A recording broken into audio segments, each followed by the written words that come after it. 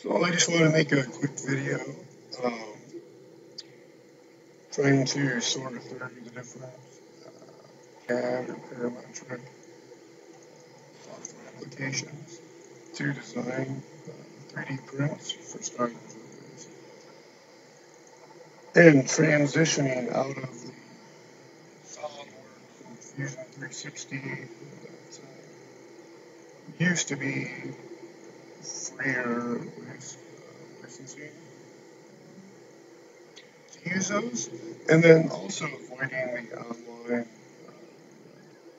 thin clients or heavy thick server applications basically on Shape and Tinkercad.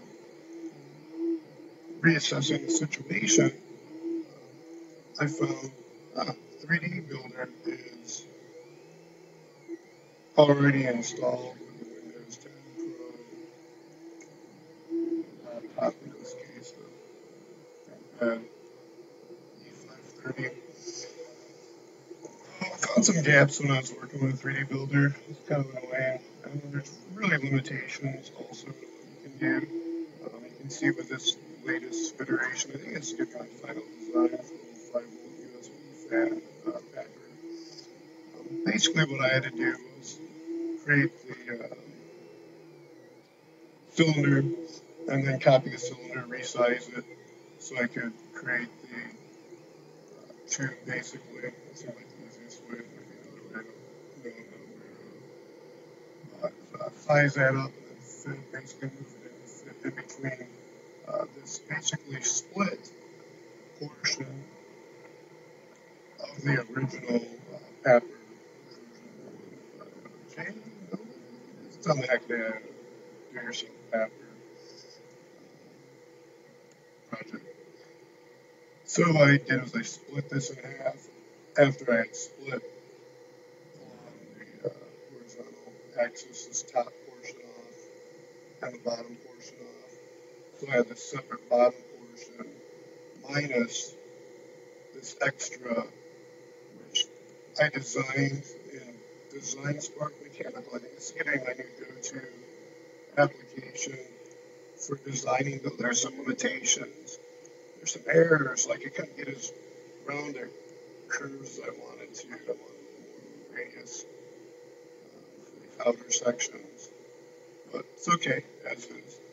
Well, I was able to make this. Oh, and about it, before I forget, I want to note that I exported as a DXF file and some other files, objects, and later to find save whatever you're working on in Designspark Mechanical as their whatever the default file format is. I assumed I could import what I exported, and the only file I was able to open up again that isn't going to help me really. Importing STL files that really help too much. I'm start from scratch because this Designspark Mechanical is actually very easy to use. It's a smart little application for free. So again, it's my new go-to app. But anyhow, I had made this little section, and that's this section here. And it just seemed a lot easier to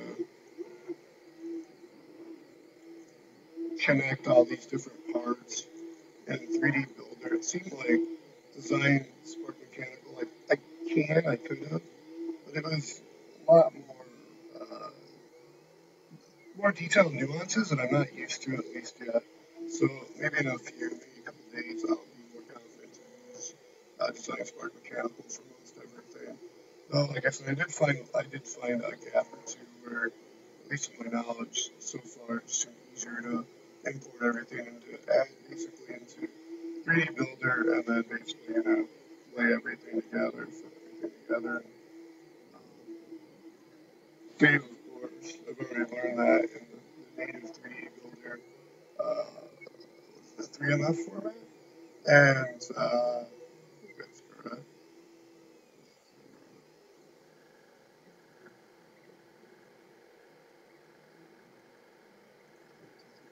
Yeah, 3MF format. I haven't learned that with Designspark Mechanical yet. Let's see if I can follow through. I think I have, but we'll see how I follow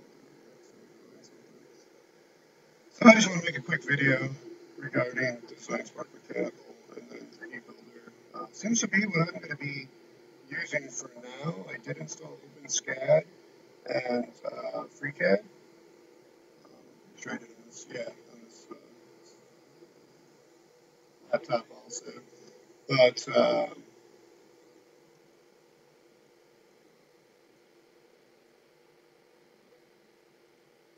let's, I don't know.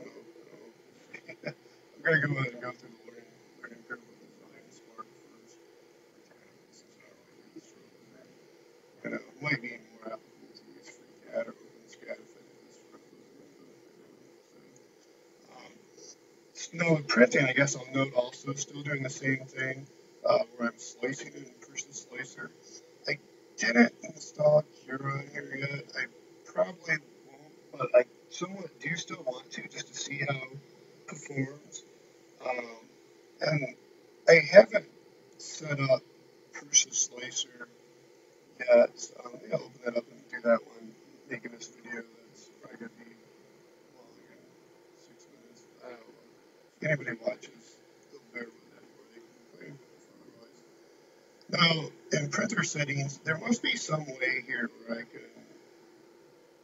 print, and I don't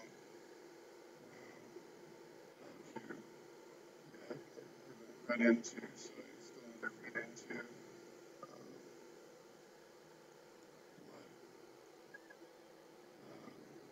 I think it seems like it'd be needed to do here. So I don't know. Now it makes more sense if I use the atomic pie I have, or maybe invest in like an orange or banana or some sort of pie app. So basically, I push off everything to that pie, or I can maybe even that'd be a way to work around using SD cards. Because for now, the SD card reader either is not working or is not reliable in this used monoprice select menu version 2. So I'm in speed printing, as you can probably hear in the background. Um, yeah, that's one of those gaps I still need to figure out. Sure, maybe I should try just to see it. Maybe it's online, like the Facebook and no issues. But I'm liking the pronto face method. It seems like everything is controllable with the interface except the Z-axis. For some reason, the Z-axis isn't cooperating with me. G works okay, but the Z doesn't work. It's not cooperating with me. Maybe I'm doing something wrong in orientation of commands. Every time I try, it's very slow to respond. Maybe that's what it is. I don't know. But I did figure out why the heat settings and the bed settings are overridden, and that's because of when I slice and push the slicer, that information's in the G code. It makes sense. Might be kind of cool to do a little video on dissecting the G code. Maybe I should try to do that next time too. So if I want to do any manual changes, that'd be a thing to do. But yeah, Face is working great. Really works excellent actually. Once you get those settings correct in the slicer, for your filament settings, your infill settings, layer height settings, resolutions, basically. Um, yeah, so that, remember to, if you use Designspark Mechanical, save in the native format first, and then, save as whatever your other format is. Save as file from now on, as long as so the native, I don't know, the DXF is not a bad idea, the object's probably not a bad idea to save as when you go over applications. Okay, that's all. Yeah, great day.